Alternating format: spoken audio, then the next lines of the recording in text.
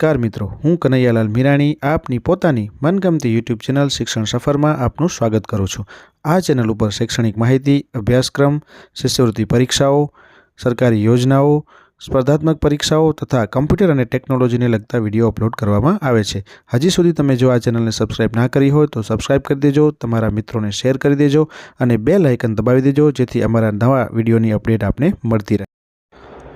चलो नमस्कार मित्रों, आज आप 18/4/2024 रोज धोरण 8 अंदर विज्ञान विषयનું જે પેપર આપણું લેવાયેલું છે વાર્ષિક પરીક્ષાનું એ પ્રશ્નપત્રનું આપણે સંપૂર્ણ સોલ્યુશન આ વિડીયોમાં જોવાના છીએ।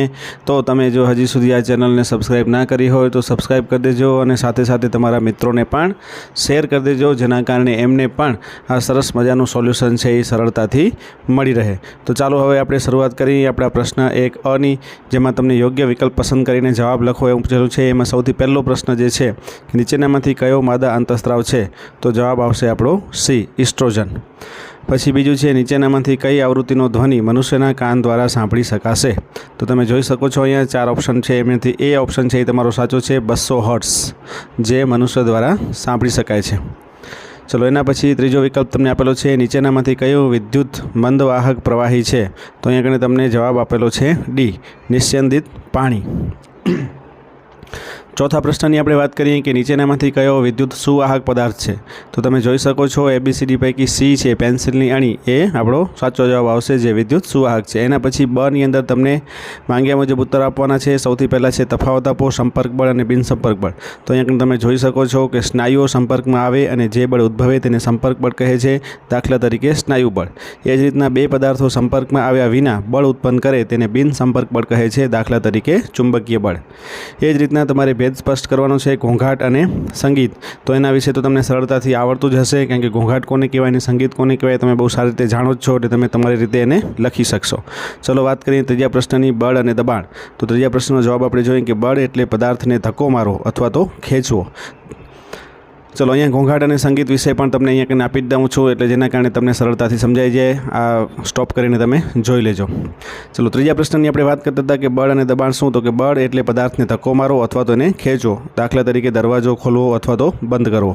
અને જે બળ પદાર્થની ગતિની વિરુદ્ધ દિશામાં લાગતું હોય અને પદાર્થની ગતિનો વિરોધ કરતું હોય તેને ઘર્ષણ બળ કહે છે, દાખલા તરીકે સ્થિત વિદ્યુત બળ। ચલો એના પછી આપણે અહીંયા વિદ્યુત સુવાહક અને વિદ્યુત મંદવાહકની વાત કરીએ કે જેમાંથી વિદ્યુત પસાર થઈ શકે।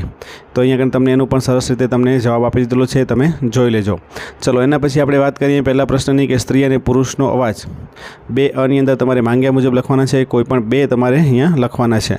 તો તમે જોઈ શકો છો કે અહીંયા છોકરા અને છોકરીના અવાજમાં કેમ તફાવત હોય છે એ આપણે અહીંયા સરસ રીતે તમને આપી દીધેલું છે, તમે વિડીયોને સ્ટોપ કરીને જોઈ લેજો।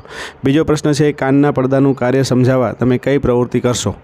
તો કાનના પડદાનું શું કાર્ય છે એ અહીંયા કને તમે જોઈ શકો છો, અને આ રીતના એનું કાર્ય તમે અહીંયા કને વિડીયોને સ્ટોપ કરીને જોઈ લેજો। ચલો ત્રીજો પ્રશ્ન છે વેલ અને ડોલ્ફિન માછલીઓ પાણી નીચે કેવી રીતે સંપર્કમાં રહેતા હશે? તો અહીંયા જવાબ તમને આપેલો છે કે ધ્વનિ પાણીમાં પ્રસરી શકે છે અને પાણીમાં માછલીઓ વિદ્યુત સંકેતો દ્વારા એકબીજાને સંકેતો મોકલે છે, અને આવી રીતે એક માછલી દ્વારા મોકલેલા આ સંકેતોના ધ્વનિ પાણીમાં પ્રસરણ પામી અન્ય માછલીને સંભળાય છે, અને એ રીતના લોકો સંપર્કમાં રહી શકે છે। ચલો વાત કરીએ બ ની, તો નીચેના પ્રશ્નનો જવાબ આપો। એમાં સૌથી પહેલો પ્રશ્ન છે સ્થિત વિદ્યુત બળ સમજાવવા તમે કઈ પ્રવૃત્તિ કરશો? તો અહીંયા કને તમને હવે સ્થિત વિદ્યુત બળ સમજાવવું હોય તો તમે કઈ પ્રવૃત્તિ કરશો? તમે ભણી જ ગયા છો ધોરણ 8ની અંદર, તો આની અંદર તમે એ પ્રશ્નનો જવાબ છે એ લખી દીધો હશે। આપણે ચલો જોઈએ એનો જવાબ। તો અહીંયા તમે જોઈ શકો છો સ્થિત વિદ્યુત બળ સમજાવવા માટે થઈ અને આ પ્રકારની આ જે સ્ટ્રોવાળી જે છે એ તમે પ્રવૃત્તિ છે એ કરી શકો છો। ચલો બીજું પ્રશ્ન છે આપણે જોઈએ કે પ્રવાહી પાત્રની દિવાલ પર દબાણ લગાડે છે તે સમજાવવા તમે કઈ પ્રવૃત્તિ કરશો? તો આપણે અહીંયા જોઈ શકીએ કે પ્રવાહી પાત્રવાળો જે પ્રયોગ છે એ તમે આ રીતના બોટલ જે છે એમાં જે પ્રયોગ છે ફુગાવાળો એ તમે કરી અને સરળતાથી એને સમજાવી શકો છો। ચલો એના પછી પ્રશ્ન 3 ની આપણે વાત કરીએ કે યોગ્ય વિકલ્પ પસંદ કરી અને જવાબ લખો। તો અહીંયા કને પહેલો પ્રશ્ન છે નીચેનામાંથી કયો ધ્વનિ શારીરિક રીતે કષ્ટદાયક હોય છે? તો તમે જોઈ શકો છો 85 ડેસિબલ। બીજો છે ડાયાબિટીસ રોગ સાથે સંકળાયેલ અંતઃસ્ત્રાવ કયો છે? તો આવશે ઇન્સ્યુલિન। ચલો એના પછી વૈજ્ઞાનિક કારણો ઢોલના અવાજ કરતાં સિસ્ટુનો અવાજ તીણો હોય છે। તો એનો જવાબ છે કે ઢોલમાંથી ઉદ્ભવતા ધ્વનિની પીચ છે એ ઓછી હોય છે એટલે એનો અવાજ ઘેરો હોય છે, જ્યારે સિસોટીમાંથી ઉદ્ભવતા ધ્વનિની પીચ ઊંચી હોય છે એટલે તેનો ધ્વનિ તીણો અને ઊંચો હોય છે. ચલો બીજો પ્રશ્ન કે રૂમમાંથી બધી હવા ખેંચી લેતા અવાજ સંભળાતો નથી. તો ધ્વનિના પ્રસરણ માટે માધ્યમ જરૂરી છે. શૂન્યાવકાશમાં ધ્વનિ પ્રસરણ પામતો નથી, એટલા માટે રૂમમાંથી બધી જો હવા ખેંચી લેવામાં આવે તો અવાજ સંભળાતો નથી. તો આ રીતના આપણને ખબર છે કે કોઈપણ ધ્વનિના પ્રસરણ માટે કોઈપણ માધ્યમ છે એ જરૂરી છે. ચલો એના પછી કની વાત કરીએ તો સ્ત્રીઓમાં તરુણાવસ્થા દરમિયાન ઋતુસ્રાવ થાય છે. આનું તમારે કારણ આપવાનું છે. એ જ રીતના બીજો પણ પ્રશ્ન અહીંયા પૂછેલો છે કે કિશોરાવસ્થા દરમિયાન આહારનું આયોજન કાળજીપૂર્વક કરવું જોઈએ. તો આ બંને પ્રશ્ન જે છે એ તમે તમારી જાતે અને વિચારી અને લખી લીધા હશે, જેના કારણે તમને સરળતા જ થાય. આપણે અહીંયા આ પ્રશ્નનો જવાબ જોઈ લઈએ. પહેલા પ્રશ્નનો ઋતુસ્રાવવાળો પ્રશ્ન જે છે એ તમને અહીંયા આપી દીધેલો છે. એ વિડીયોને સ્ટોપ કરીને તમે જોઈ લીજો. એ જ રીતના કિશોરાવસ્થા દરમિયાન આહારનું આપણે આયોજનની વાત કરીએ બીજા પ્રશ્નની અંદર, તો આ અહીંયા આપણે તમને આપી દીધેલું છે કે તરુણાવસ્થા દરમિયાન તમારે શા માટે થઈને કેવા પ્રકારનો આહાર લેવો જોઈએ એ બધી જ વસ્તુ આપણે અહીંયા વિડીયોમાં આપી દીધેલી છે. ચલો એના પછી વાત કરીએ પ્રશ્ન 4 ની. તો નીચેના વિધાનો ખરા છે કે ખોટા તે જણાવો. તો સૌથી પહેલું છે ઘર્ષણથી ઉષ્મા ઉત્પન્ન થઈ શકતી નથી. તો એ ખોટું છે. બીજું છે ટીન એ લોખંડ કરતાં ઓછું ક્રિયાશીલ છે. એ સાચું છે. ત્રીજું ચોથું તમને અહીંયા આપી દીધેલા છે, જે તમે જોઈ શકો છો, જોઈ લેજો. ચલો એના પછી પ્રશ્નનો જવાબ આપો. પહેલું, વાહનોના ટાયરની સપાટી ખાંચવાળી કેમ બનાવવામાં આવે છે? તો અહીંયા તમને પ્રશ્નનો જવાબ જે છે એ આપેલો છે કે ટાયરની સપાટી ખાંચાવાળી રાખવાથી ટાયરનું જમીન સાથે ઘર્ષણ વધે છે અને વાહન સરળતાથી ચાલી શકે છે. એટલા માટે વાહનોના ટાયરની સપાટી ખાંચાવાળી રાખવામાં આવે છે. ચાલો બીજો પ્રશ્ન છે કેરમ બોર્ડ પર પાવડર છાંટવાથી શું ફાયદો થાય છે? તો કેરમ બોર્ડ પર પાવડર છાંટવાથી કેરમ બોર્ડની સપાટી અને કુકરીઓ વચ્ચેનું ઘર્ષણ ઘટી જાય છે અને કુકરીઓ સરળતાથી આમ તેમ સરકી શકે છે. ચલો કેળાની છાલ પર પગ આવતા લપસી કેમ જવાય છે? તો કેળાની છાલ એકદમ લીસી હોય છે. જ્યારે આપણે પગ કેળાની છાલ ઉપર આવે છે ત્યારે આપણા પગ અને છાલ વચ્ચેનું ઘર્ષણ સાવ ઘટી જાય છે અને આપણે લપસી જઈએ છીએ. તો આ રીતના આપણે અહીંયા ત્રણે પ્રશ્નનો જવાબ જોઈ લીધા છે. હવે કની વાત કરીએ કે પાણીના વિદ્યુત વિભાજનની ઘટના સમજાવો. કની અંદર તમને પ્રશ્નનો જવાબ આપવાનો છે કોઈપણ બે, જેના 6 માર્ક્સ છે. આપણે એના પહેલા પ્રશ્નની વાત કરીએ કે જેમાં તમને આપેલું છે કે પાણીના વિદ્યુત વિભાજનની ઘટના સમજાવો. તો પાણીનું વિદ્યુત વિભાજનનો આખો જે પ્રયોગ છે તમારા પાઠ્યપુસ્તકની અંદર, એ પ્રયોગ જે છે એની આગળ વાત કરવામાં આવી છે. તો આ પ્રશ્નનો જવાબ છે એ તમને આવડતો જ હશે. તો ચલો આપણે એની વાત કરીએ. અહીંયા 3 પ્રશ્ન તમને આપેલા છે. ભૂકંપ સાથી થાય છે એ સમજાવવાનું છે, અને ત્રીજો પ્રશ્ન આપેલો છે વીજળીની ઘટના પણ તમારે અહીંયા સમજાવવાની છે. તો આ 3 પ્રશ્ન જે છે એની આપણે ચર્ચા કરીએ. તો સૌથી પહેલાં ભૂકંપ સાથી થાય છે એ આપણે વાત કરી લઈ. તો અહીંયા તમે જોઈ શકો છો આ રીતના તમે અહીંયા બીજા પ્રશ્નનો જવાબ તમને મળી ગયો છે. ચલો એ જ રીતના તમારે જે છે જે વીજળીનો પ્રશ્ન જે છે તમને એ વીજળી વિશેની સમજાવટ છે. તો આ રીતના તમે અહીંયા લખી શકો છો, આ રીતના તમે એને સમજાવી શકો છો. ચલો પછી વાત કરીએ પ્રશ્ન 5A. તો કોઈ એક સપાટી પર દર્શાવેલા લંબ અને આપાત કિરણ વચ્ચે જો 50નો ખૂણો રચાતો હોય તો અહીંયા તમે જોઈ શકો છો એનો જવાબ આપણે કેવી રીતના લખશું. તો પરાવર્તિત કિરણ અને લંબ વચ્ચે રચાતા ખૂણાનું માપ પણ 50 હોય, કારણ કે આપાત ખૂણ અને પરાવર્તન કોણ હંમેશા સમાન મૂલ્યના હોય છે. એટલે કે જે ખૂણો તમને આપેલો છે એનો એ જ ખૂણો જવાબમાં આવશે. ચલો એના પછી 5Bની વાત કરીએ કે બે સમતલ અરીસા વચ્ચેનો ખૂણો રચાતો હોય તો અરીસામાં કેટલા પ્રતિબિંબ, 60નો ખૂણો રચાતો કેટલા પ્રતિબિંબ મળશે? તો 5 પ્રતિબિંબ મળશે. અહીંયા તમને આ સૂત્રના આધારે એટલે કે પ્રતિબિંબોની સંખ્યા બરાબર 360 ભાગ્યા ખૂણો -1 એ સૂત્રના આધારે તમે જોઈ શકો છો. બીજા પ્રશ્નનો જવાબ અને ત્રીજા પ્રશ્નનો જવાબ તમને અહીંયા આપી દીધેલા છે. તો તમે જોઈ શકો છો કે બે સમતલ અરીસા વચ્ચે 45નો ખૂણો હોય તો કેટલા પ્રતિબિંબ મળે? તો 7. અને જો સમતલ અરીસા એકબીજાને લંબ ગોઠવેલા હોય એટલે કે 90 અંશના હોય, 90 અંશનો ખૂણો હોય તો તમને કેટલા પ્રતિબિંબ જોવા મળશે? 3 પ્રતિબિંબ જોવા મળશે. આ સૂત્ર તમને આપી દીધેલું છે. આ સૂત્રના આધારે તમે ગણતરી કરી લેજો. ચલો વાત કરીએ પ્રશ્ન 6A.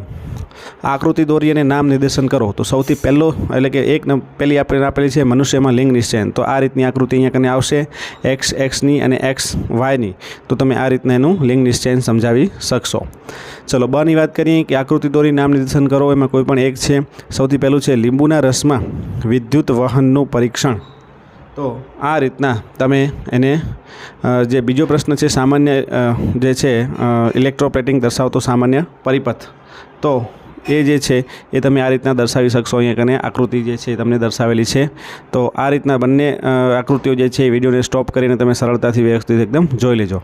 એના પછી ચલો આપણે અહીંયા કને સરસ રીતે તમને કેલિડોસ્કોપની આકૃતિ છે એ કેવી રીતના આકૃતિ સાથેની આખી પ્રવૃત્તિ છે એ કેવી રીતના દર્શાવેલી છે એ તમને અહીંયા કને સરસ રીતે આપેલું છે. આખી આ પ્રવૃત્તિ છે તમારી કરવાની છે.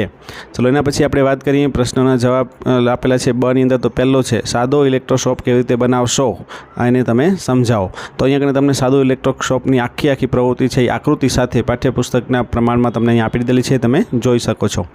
ઘસવાથી વીજભારની ઉત્પત્તિ થાય છે તે તમે કઈ પ્રવૃત્તિથી સમજાવશો તેનું વર્ણન કરો. તો અહીંયા કને તમે દાંતીઓ વાળને ઘસી અને કાગળના ટુકડા પાસે લાવતા કાગળના ટુકડા દાંતિયા સાથે ચોંટી જાય છે. એ આખો જે પ્રયોગ છે તો એ કાંસકાવાળો પ્રયોગ છે, દાંતિયાવાળો પ્રયોગ છે. એ તમારે અહીંયા કને આખો પ્રયોગ છે એનું વર્ણન કરવાનું છે. ચલો એના પછી ત્રીજો પ્રશ્ન છે કે વીજભારોની આકર્ષણ અને અપાકર્ષણની ઘટના સમજાવવા માટેની પ્રવૃત્તિનું વર્ણન કરો. તો આ જે ત્રીજો પ્રશ્ન તમને આપેલો છે વીજભારોની આકર્ષણ અને અપાકર્ષણની ઘટના માટે છે. તમને બધાને યાદ હશે, તમે લખેલું જ હશે પેપરની અંદર કે કઈ રીતની આ પ્રવૃત્તિ તમને આપી દેવામાં આવેલી છે. તો તમે જોઈ શકો છો કે વીજભારવાળી જે પ્રવૃત્તિ છે એ આ રીતના તમને પ્રવૃત્તિ આખી આ જે છે ફુગ્ગાવાળી એ પ્રવૃત્તિ તમારે આખી કરી અને અહીંયા કને લખવાની થાય છે. તો તમે વિડીયોને સ્ટોપ કરીને બરાબર જોઈ લેજો તમે એ જ પ્રવૃત્તિ લખી છે કે નહીં. ચલો એના પછી પ્રશ્ન 8 આની વાત કરીએ કે પેડાવાળી સુટકેસ સરળતાથી કેમ લઈ જઈ શકાય છે. તો એનું કારણ એ છે કે સરકવાની ક્રિયા કરતાં ગબડવાની ક્રિયા હંમેશા વધારે ઘર્ષણ છે એ ઘટાડી નાખે છે અને કોઈ વસ્તુને બીજી વસ્તુ પર સરકાવવા કરતાં ગબડાવવી બહુ સરળ હોય છે. આ કારણથી પેડાવાળી સુટકેસ સરળતાથી આપણે લઈ જઈ શકીએ છીએ. હવે મેઘધનુષ્ય કેવી રીતના રચાય છે તે સમજાવો. તમે બધાએ મેઘધનુષ્ય છે એ ક્યારેક ને ક્યારેક જોયેલું જ હશે આકાશની અંદર. તો તમારે સૌથી પહેલાં તો કોમેન્ટ કરીને એ જણાવવાનું છે કે મેઘધનુષ્ય છે એ કઈ ઋતુની અંદર જોવા મળે છે. ચલો અહીંયા મેઘધનુષ્યવાળી આખી ઘટના છે અહીંયા તમને બતાવેલી છે. વિડીયોને સ્ટોપ કરી અને જોઈ લેજો, પણ કોમેન્ટ કરવાનું ભૂલતા નહીં મેઘધનુષ્ય ક્યારે દેખાય છે આકાશમાં. વીજળી થતી હોય ત્યારે ધાતુ પદાર્થોથી કેમ દૂર રહેવું જોઈએ. તો જવાબ છે કે આકાશમાં વીજળી થતી હોય ત્યારે વીજળી વિદ્યુત વાહક પદાર્થો પર ત્રાટકવાની શક્યતા ખૂબ વધારે છે અને ધાતુઓ વિદ્યુત વાહક હોય છે, એટલા માટે વીજળી થતી હોય ત્યારે ધાતુ પદાર્થોથી દૂર રહેવું જોઈએ. ચલો પછી વાત કરીએ પ્રશ્ન 8 બની, જેની અંદર તમારે જવાબ આપવાના છે. પહેલો પ્રશ્ન છે પૃથ્વીના વાતાવરણના દબાણથી આપણે કેમ કચડાઈ જતા નથી. તો આનું વૈજ્ઞાનિક કારણ તમારે આપવાનું છે. સૌથી પહેલું જે તમને પ્રશ્ન આપેલો છે એની આપણે વાત કરીએ કે પૃથ્વીના વાતાવરણનું પર દબાણ આપણા ઉપર લાગે છે છતાં પણ આપણે કચડાઈ જતા નથી. એ જ રીતના કબડ્ડીમાં રમતવીરો સમયાંતરે શરીર પર માટી કેમ ઘસે છે, બીજો પ્રશ્ન તમને પૂછેલો છે. ત્રીજા પ્રશ્નનો જવાબ અહીંયા પહેલા, બીજા અને ત્રીજા ત્રણેય પ્રશ્નનો જવાબ તમને અહીંયા કને સરસ રીતે ટાઈપ કરીને આપી દીધેલું છે કે પક્ષીઓ હવામાં સરળતાથી કેમ ઉડી શકે છે. તો અહીંયા કને આ તમને સરસ રીતે આ બધા જ પ્રશ્નોના જવાબ છે એ તમને સરળતાથી આપી દીધેલા છે, જેના કારણે તમે સરસ રીતે એકદમ વ્યવસ્થિત અક્ષરોમાં જોઈ શકો, વાંચી શકો અને તમે એને તૈયાર કરી શકો. તમે આ બધાએ સરસ રીતે આ પેપર જે છે એ લખ્યું જ હશે, પણ તમે આ પેપર જોઈ અને ખાસ એ ધ્યાનમાં રાખજો કે તમે જે લખ્યું છે એ પ્રમાણેનું સોલ્યુશન આમાં મૂકેલું છે એ જ પ્રમાણેનું તમે લખ્યું છે તો તમને કેટલા માર્ક્સ આવશે અને કેવી રીતના તમે આની અંદર વધારેમાં વધારે માર્ક્સ છે એ કવર કરી શકો છો. તો અહીંયા કને આપણું આ સંપૂર્ણ પેપર સોલ્યુશન છે આપણું આજનું, એટલે કે 18/4/2024ના રોજ જે ધોરણ 8ની અંદર વિજ્ઞાન વિષયનું જે પેપર છે એનું સંપૂર્ણ સોલ્યુશન છે એ આપણે અહીંયા કને જોઈ લીધું છે. જ્યાં જ્યાં જરૂર પડે ત્યાં આપણે પાઠ્યપુસ્તકના ઇમેજ સાથે તમને અહીંયા કને આપી દીધેલું છે. તો જ્યાં જરૂર પડે ત્યાં વિડીયોને સ્ટોપ કરજો અને વિડીયોને સ્ટોપ કરી અને તમે આ પ્રશ્નપત્ર જે છે આખું સોલ્યુશન છે એ તમે જોઈ લેજો, જેના કારણે તમને સરળતાથી સમજાઈ જાય. તો અહીંયા કને આપણે આ સંપૂર્ણ પેપર સોલ્યુશનનો વિડીયો છે અહીંયા કને પૂર્ણ કરીએ છીએ. જો તમે હજી સુધી આ ચેનલને સબસ્ક્રાઈબ ના કરી હોય તો સબસ્ક્રાઈબ કરી દેજો અને સાથે સાથે બેલ આઇકન દબાવવાનું ભૂલતા નહીં, જેના કારણે અમારા દરેક નવા વિડીયોની અપડેટ છે એ તમને મળતી રહે. તો ફરીથી નવા વિડીયો સાથે મળીએ, ત્યાં સુધી તમે બધા મસ્ત રહો, તંદુરસ્ત રહો.